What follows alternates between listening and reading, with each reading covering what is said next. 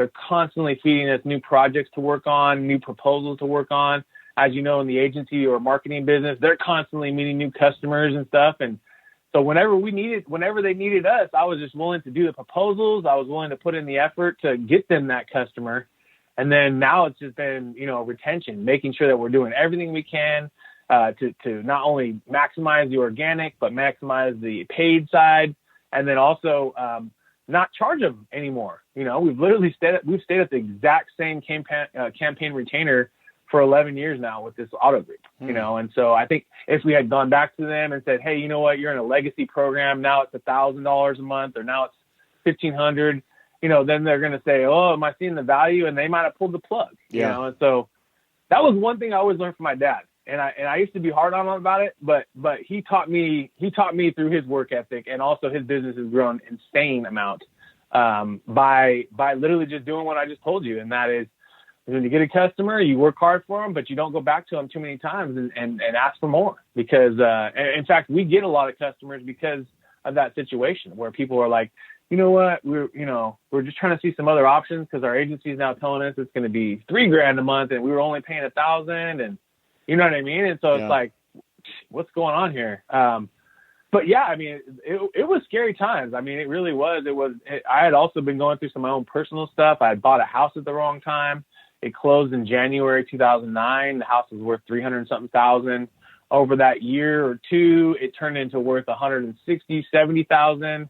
I also had got married very young and realized that was not the right thing. We were not soulmates.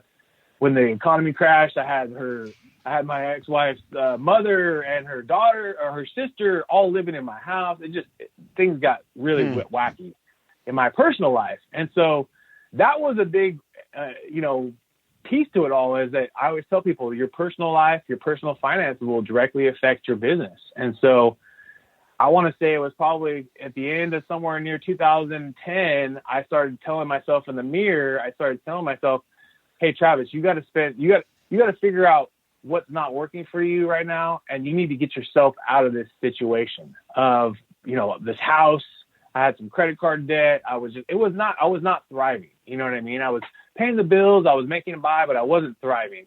And so in 2010, I started taking my birthday and Christmas gifts, which I get. I was born on the 26th, so I get two gifts at once. I get the birthday and the Christmas all at once. And so I started taking, literally, folks, for the next few years until I want to say 2013, I started taking every last possible birthday gift, extra money, and I started paying extra payments on my credit card. I wanted to get that thing paid off. Mm-hmm. The interest rates went from 9 to 22% or something crazy, over that time, that they just started changing the interest rates on the cards. And my dad always said, hey man, this is, rather than go invest more or anything like that, you need to get these things paid off first and then build the discipline back with using them, And so that was one. And then the next thing was I had to short sell my house. I realized that was holding me back. I was paying way too much for this place. It had a lot of bad emotional memories and things. And so I short sold it in, I want to say it was March of 2000, maybe it was 11. Yeah, 2011.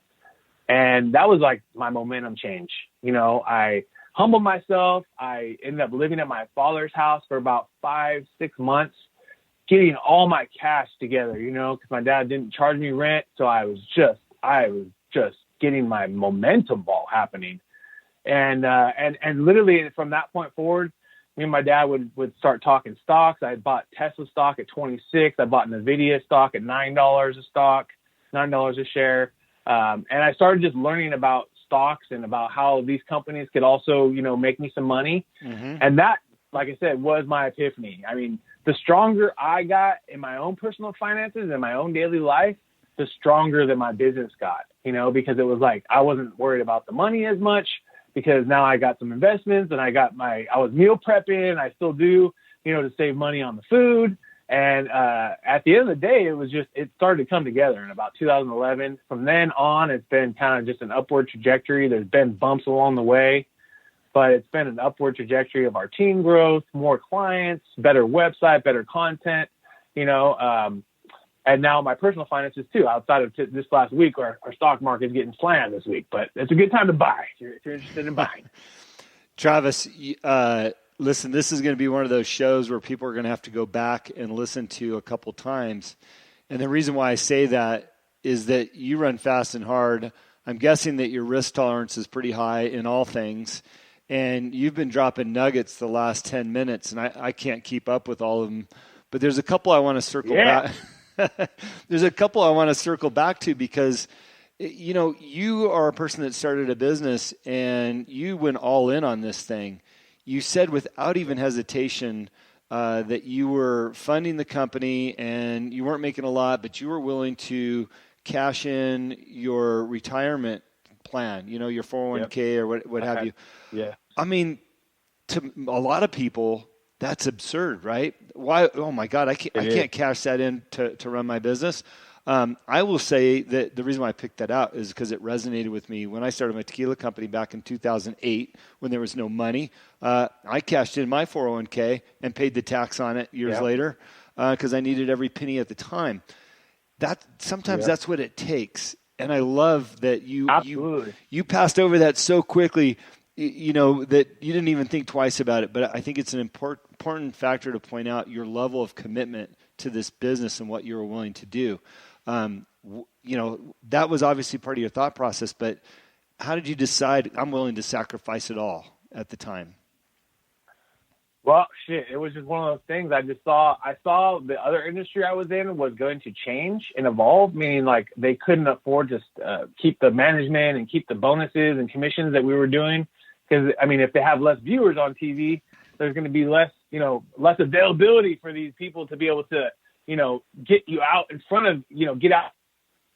So I just knew that business was going to change, and digital and social was where the future was going. And that was the pivot, or that was the game-changing moment. I knew that's what I had felt in my soul, if you want to call it, folks. And a lot of times you have to go with your gut. You got to go with, what you're feeling. And so that's just kind of the feeling I got. And I was just like, dude, I'm willing to risk my, retirement if it comes down to that, because you know what? I need to. This is where I want to be. I enjoyed once I started running my own business and having control of my time. I really enjoyed that part of it too, and that's also what fueled me. And then it was just the opportunity. It was like these people that I was talking to were excited about this. They really enjoyed it. Obviously, and everyone at that point had heard about TV advertising, et cetera. So this is just that new thing to bring to people. And it was just, I felt like, I just felt right. Yeah. I think like I said, part of the biggest thing in this life is that, does it feel right to you? Yeah. And it's a very good point that you made, and it's a big sacrifice, but you really believed in your product. You said something else, as an entrepreneur that I think is absolutely critical that we often overlook as well, and that was having your own personal finances in order so that you can run a better business. And I've seen that firsthand within myself. I mean, look, if you're starting a company and you're bankrupt at home and you can't put food on the table, I'm not really sure you have the right to go start a business, because can you afford it, right? But if you are comfortable at home, you're not buried in debt, and you're organized, then you can be organized in your business itself. So again, I think you made another great sacrifice and a really good point there on your own personal finances. Absolutely. Yeah, it's a game changer, folks. If you are in a situation where, you're just not feeling like I'm thriving, whether it's in your business or even if you're working a regular job, it's mostly due to two things. Where are you spending your time, and where are you spending your money? I mean, it's just those two things. And sometimes it's the toughest thing to do is look yourself in the mirror and say, at that time, I was trying to be a music star, which I was doing on the side, and I was spending way too much time at the clubs now that I was single and having fun, and spending too much money on alcohol and bottle service and et cetera. And food is the other area where I was spending too much, money on. And I was eating healthy, but it was still convenient. And for everyone out there, if you're spending $20 a day, that's $600. That's $7,000 a year you're blowing just on food. Yeah. And so I really figured out how to meal prep and how to cook, how to get things going here. Well, I think to be an entrepreneur, a lot of times you got to eat that humble pie, right? Sleep on some couches, or as you said, do some meal prep and save some money here and there. Maybe even you're working a full-time job in the day and you're running your entrepreneurial business at night until one takes off over the other, So you just have a really fascinating story about how you got to where you're at today.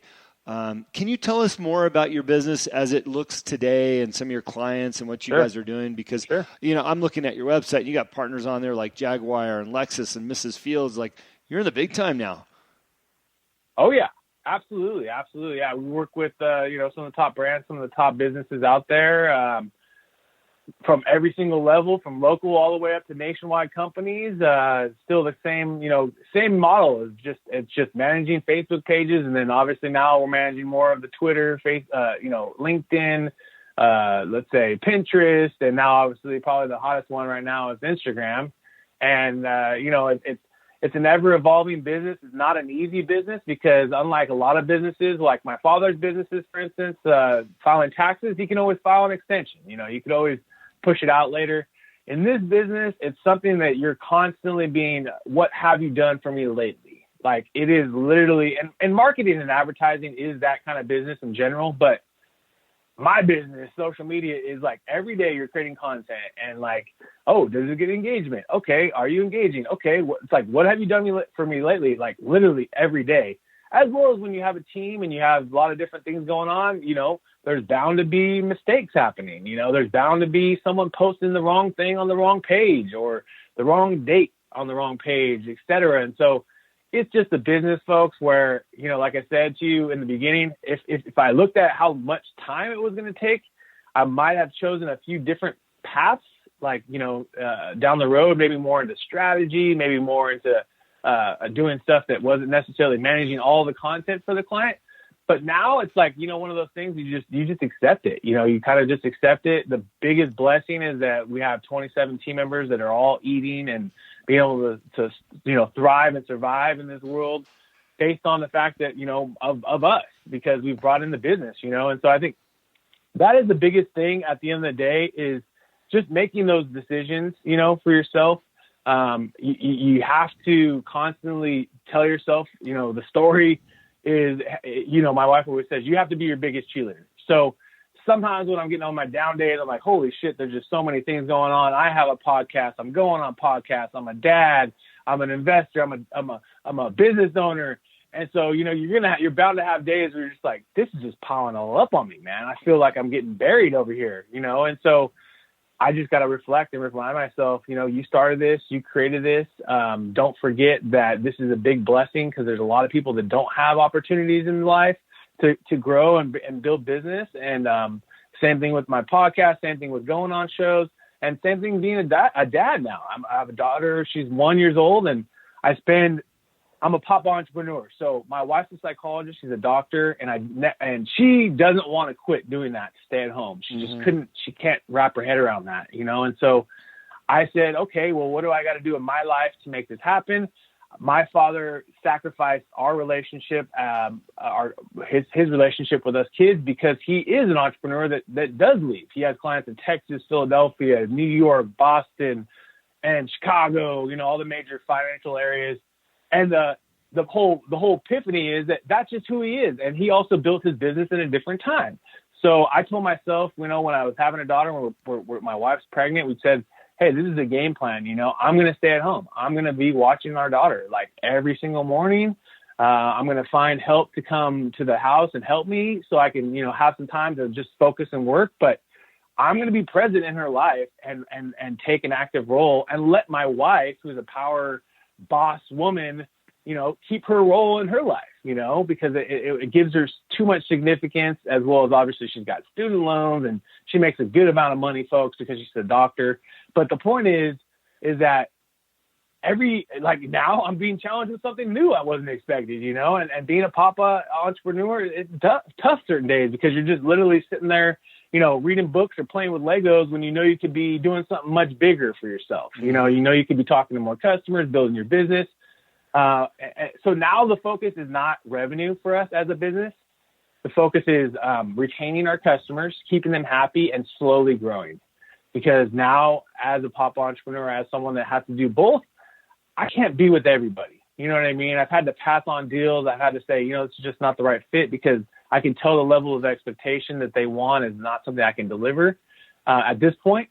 And just take that mentality. I think there's nothing wrong with growing slow I think there's, a bigger blessing for me knowing that how fast time goes by to spend as many quality hours and days as